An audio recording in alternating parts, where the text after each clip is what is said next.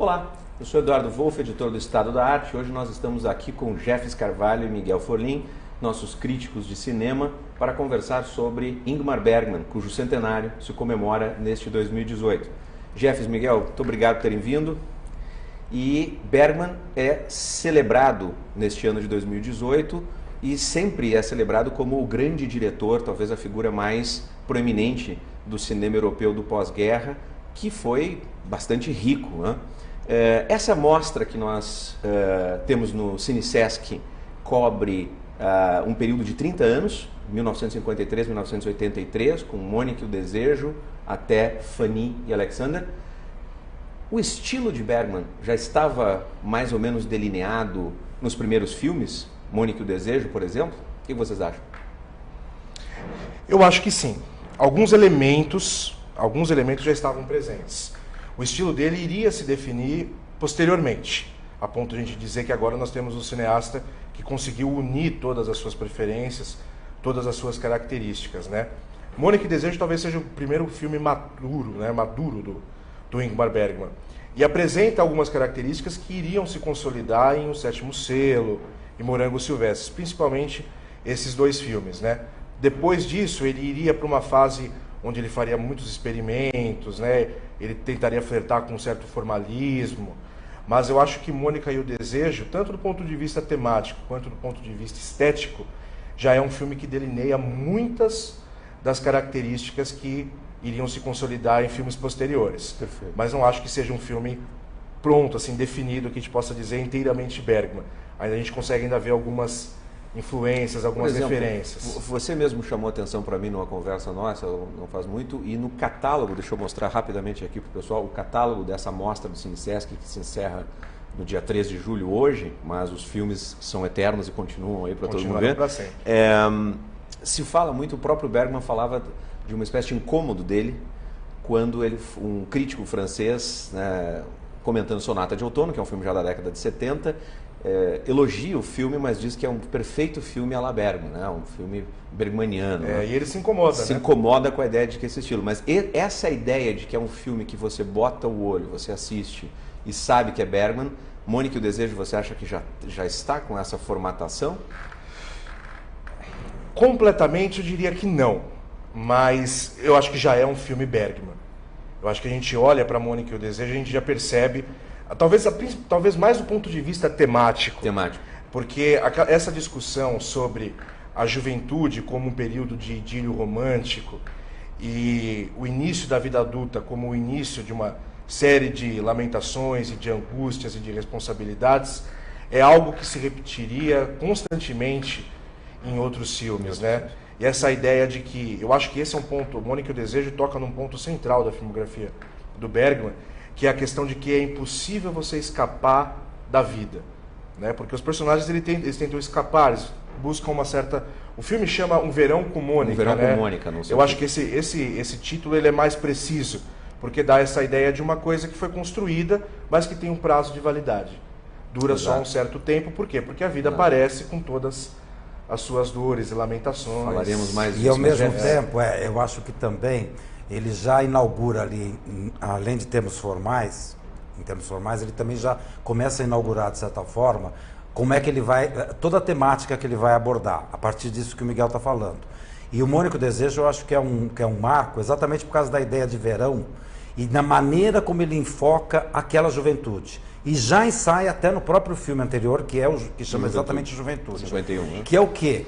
Ele vai refletir um pouco sobre a sociedade sueca do início dos anos 50, ou seja, do pós-guerra, que começa a resolver todas as suas questões materiais e sobra o quê? Sobra aquela reflexão, então, de que se eu já conquistei quase tudo, o que falta conquistar? Falta conquistar um sentido para as coisas. E aí vem a crise. A Suécia, nos anos 50, vários pensadores, intelectuais suecos já diziam que era o país mais secularizado da Europa. Por quê? Porque parece que Deus tinha deixado de existir ali.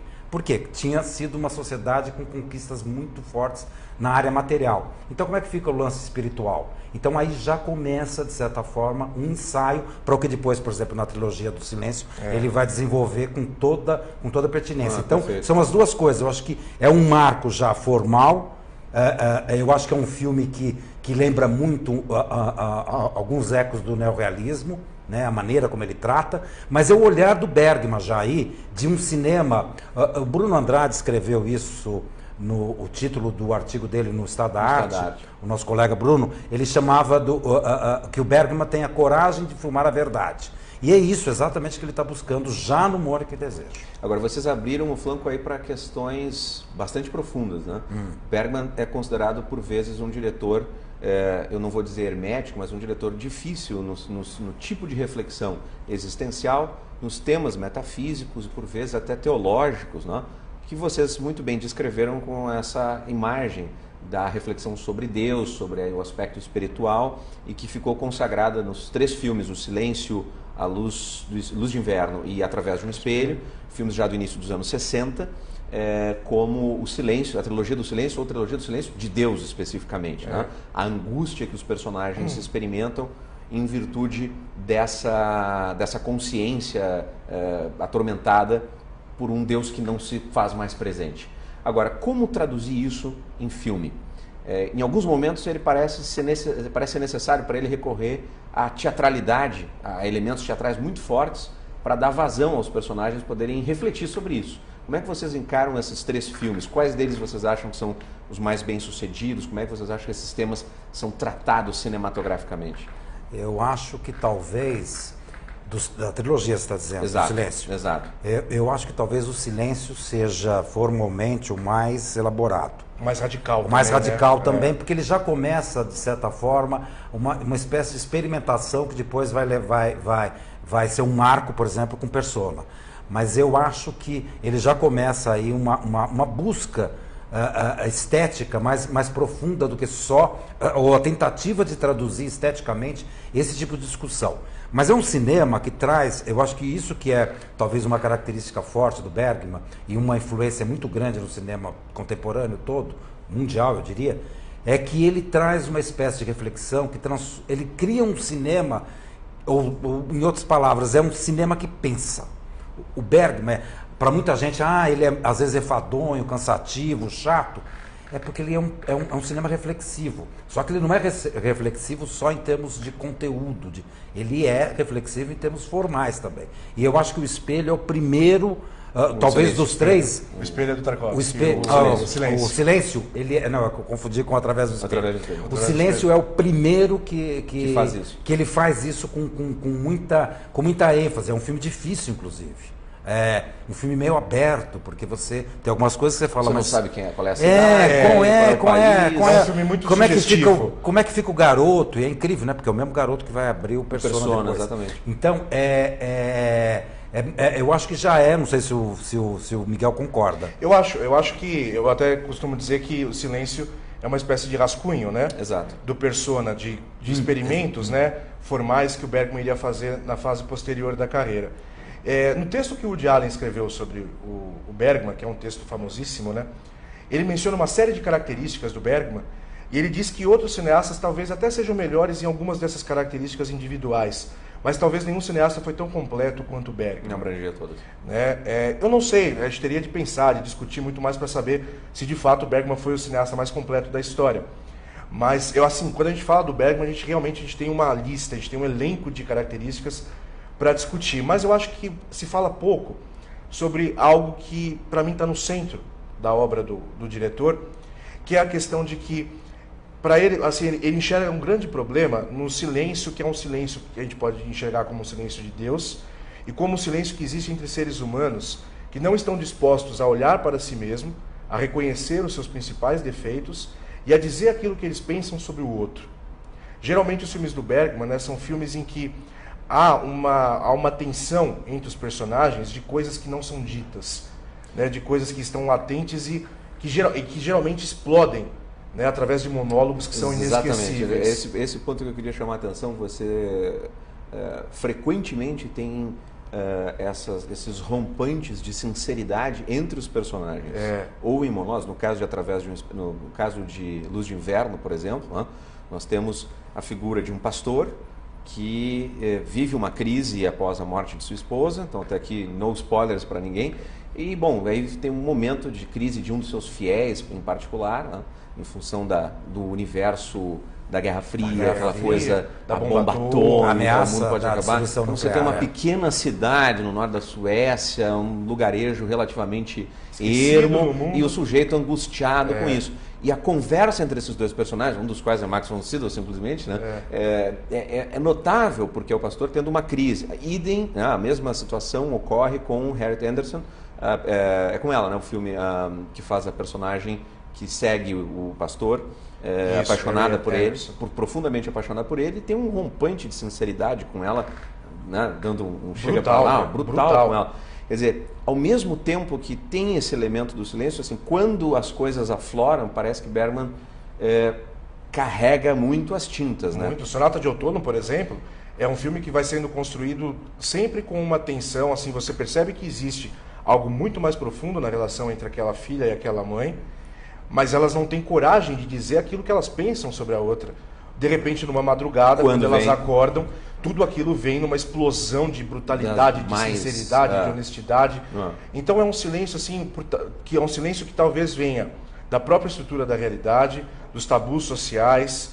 Ele sempre aborda questões ali, por exemplo, quando você lê a autobiografia do Bergman, né, Lanterna Mágica, ele afirma coisas que ele pensou sobre familiares, sobre ex-esposas, que qualquer pessoa teria vergonha de dizer.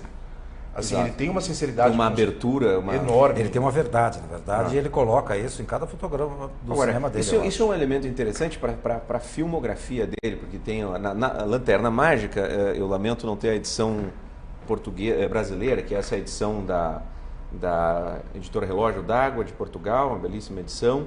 Lanterna Mágica, a primeira autobiografia do Bergman, que depois ainda faria um volume dedicado aos filmes, a imagens. Mas no Lanterna Mágica tem essa ideia interessante de fazer uma introspecção, fazer um mergulho, tá, na sua história pessoal, absolutamente franco. Tá? O Miguel mencionava aqui, como apenas a título de exemplo, ele fala de uma tentativa articulada entre ele e o irmão, ambos com 4, 5, 6 anos, de matar a irmã recém-nascida por causa do ciúme. São coisas quase da mitologia freudiana, da mitologia da psicologia familiar, e que de repente o Bergman nos traz com a cena da comunicação da doença, a mãe comunicando a ele a doença do pai, e de repente um diálogo brutal entre ambos, seguido da morte da mãe. Enfim, tem coisas muito marcantes. Isso alimenta o seu cinema. Mas assim como eu perguntei para vocês antes, poxa, como fazer um cinema em que você filma a ausência de Deus? Como fazer um cinema em que você filma a angústia interior? Ou seja, traduzindo a minha pergunta para vocês, como Bergman conseguiu fazer um cinema bem sucedido como cinema, como forma, de angústias psicológicas, de dramas interiores e de relações pessoais? Como é que vocês acham que ele monta isso cinematograficamente? Eu acho que me ocorre agora uma expressão, fico com receio de ser pedante, mas eu acho que o cinema do Bergman é essencialmente, nessa busca pela verdade, ele é essencialmente o realismo da subjetividade. O que eu quero dizer com isso? A discussão básica dele é do indivíduo, mas é um indivíduo inserido, como lembrou o Miguel, em todo um contexto, seja social, seja existencial, religioso, espiritual, seja o que for. Ele traz esse sujeito para um primeiro plano e ele vai traduzir isso de forma cinematográfica, trabalhando muito o próprio silêncio, é um cinema de silêncios, né? Mas principalmente a expressividade do rosto humano. Eu acho que ele é talvez um dos grandes herdeiros daquela máxima do Carl Dreyer de que não tem nada mais importante para ser filmado do que o rosto humano. E é impressionante, o Miguel falou aqui do Sonata de Outono, e a imagem que mais me vem é as duas no piano, perfeito. Em cima do rosto de ambas. Aguardem um texto sobre isso. Aí você tem o rosto maravilhoso depois da própria Liv Ullmann no Face a Face. O filme chama Face a Face.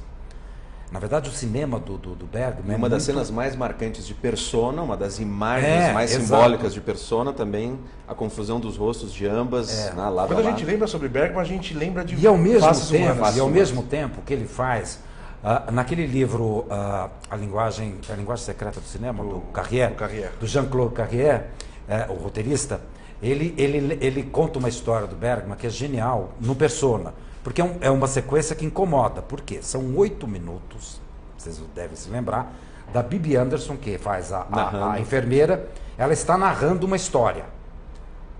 Depois, ele repete mais 8 minutos, a primeira vez, a câmera está nela. Aí ele inverte e repete o mesmo texto, só que agora ela está em off, porque a câmera está no rosto da Liv Ullmann. Ora, a grande pergunta é, por que ele não cortou de uma para outra? E ele confessa, segundo o Jean-Claude Carrière, que a intenção dele na montagem era exatamente fazer isso. Ele fez os planos da Liv Ullmann, mas ele achou que ele ia manipular algo que não era a intenção dele passar para quem está assistindo. Portanto, ele eliminou. E quando ele faz isto, esse é um princípio neorrealista básico. O que ele está fazendo? Ele está eliminando a tentativa de manipulação só pela montagem. Só pela montagem. Então ele faz uma outra coisa. Isso é extremamente formal, quer dizer, ele está traduzindo de forma cinematográfica isso. Esse é um momento intenso também, porque o tema do texto é a relação dela, Liv Ullmann, mãe, com um filho indesejado e um tormento, e uma falando para outra. Exato. É um dos momentos mais fortes, né? E aí fica tão forte, por quê? Porque ele não interessava a ele tentar passar para quem está assistindo uma espécie de ela está concordando ou não com o que a outra está falando. Perfeito. Quando ele faz isto, primeiro é só a Bibi Anderson contando, depois é só a Liv Ullmann ouvindo, é genial. Eu costumo dizer, e conversando com algumas pessoas, eu percebi que elas também sentem a mesma coisa. Vendo os filmes do Bergman, o público se sente em certos momentos constrangidos, né? O público constrangido porque são momentos assim, aquele close-up, né? Você tem um momento de honestidade por parte dos personagens muito forte, que parece que eles estão revelando algo que você não devia saber, é uma intimidade que a gente talvez não devia compartilhar.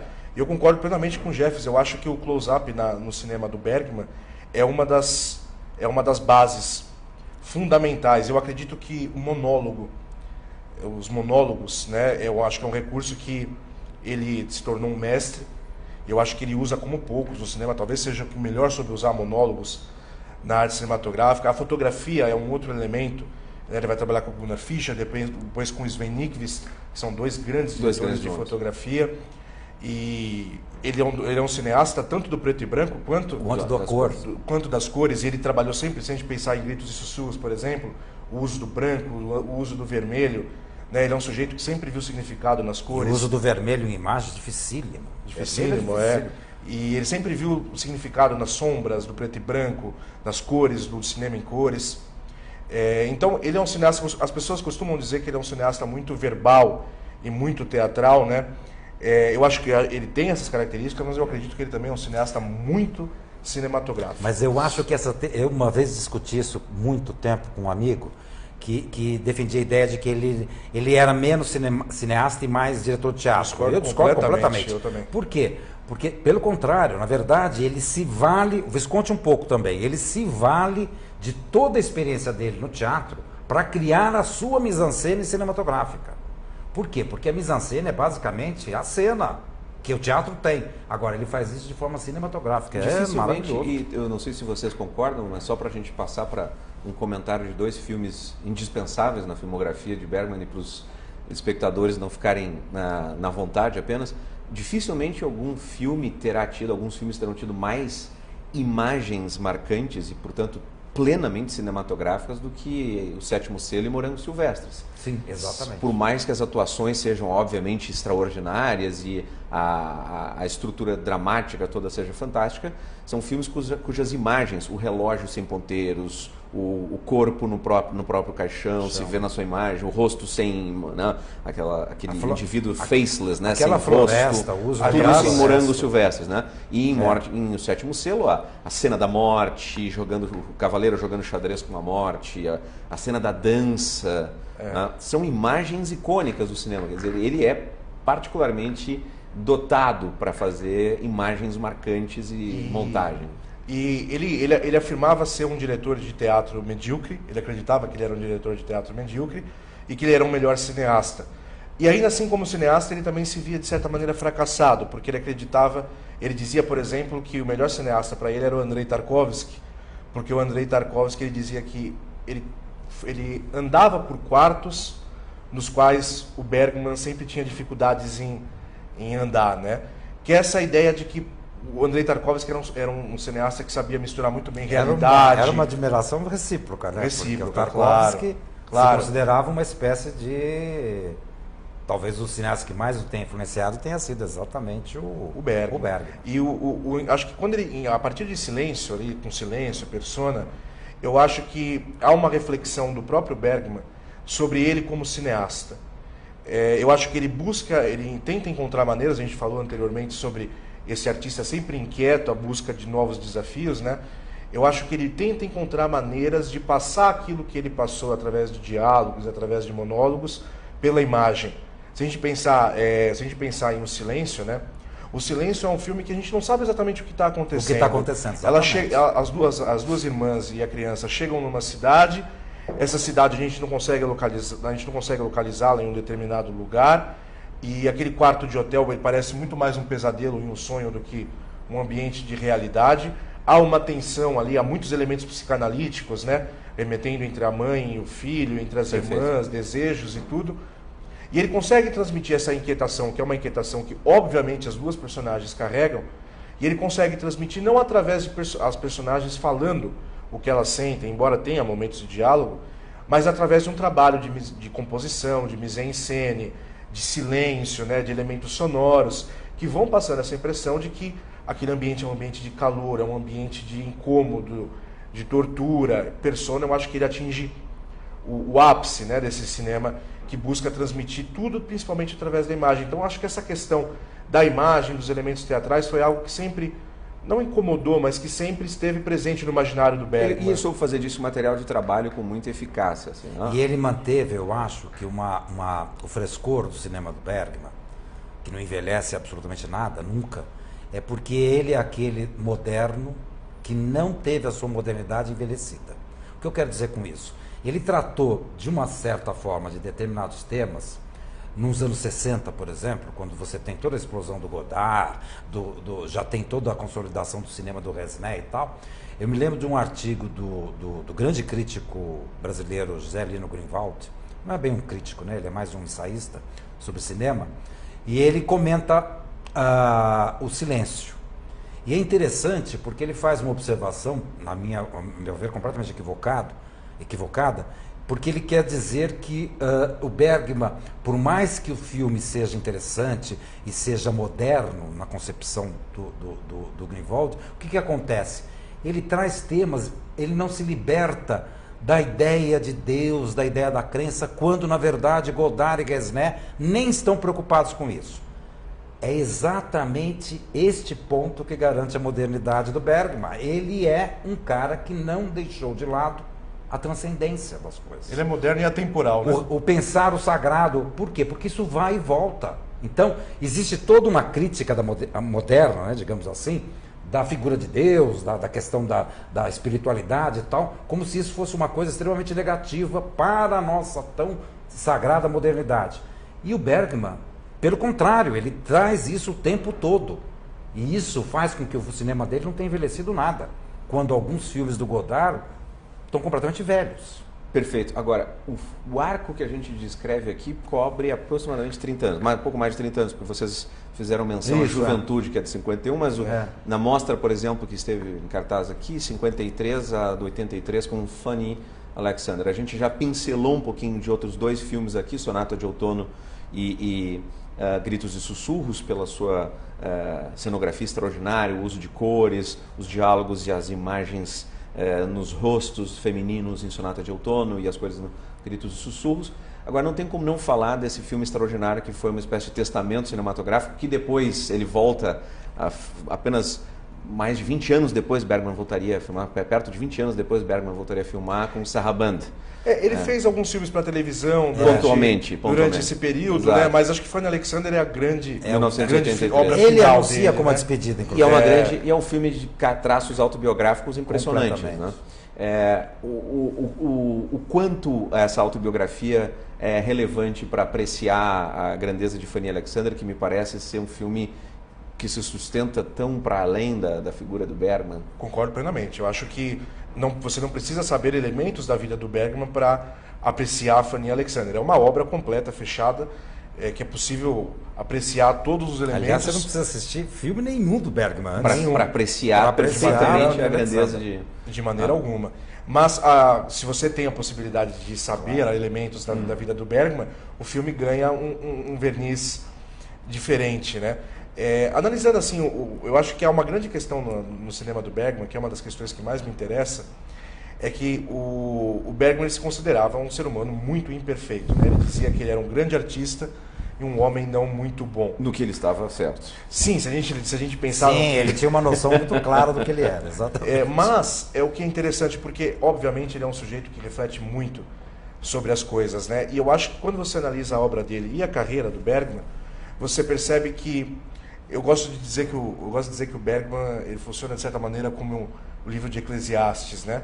Chega-se num certo ponto em que você olha para trás e você obtém uma espécie de sabedoria, né? Isso. E o Bergman ele sabia reconhecer o bom do mal, o que era certo e o que era errado. Por exemplo, ele foi um sujeito infiel a vida inteira, né? Teve vários casos extraconjugais e foi marido de suas atrizes, mas não, né? Teve 5 não casamentos. deixou de trair nenhuma. Teve 5 casamentos e quando você assiste aos seus filmes, você percebe que ele tem uma visão claramente crítica ao próprio comportamento. Ao próprio comportamento. Perfeito. E eu acredito que há uma lição, que é a lição que eu tomo do ponto de vista temático, né, da obra do Bergman, que é a questão justamente de você saber o que é errado e ser capaz de superar. Assim, eu acho que o Bergman ele entendia o que estava errado, mas ele não tinha na vida dele a capacidade de superar, de ser maior do que essas coisas. Mas ele pôs isso na sua obra. Na sua obra. Perfeito. Na sua obra. Então eu acho que essa é a maior lição. Uma palavra,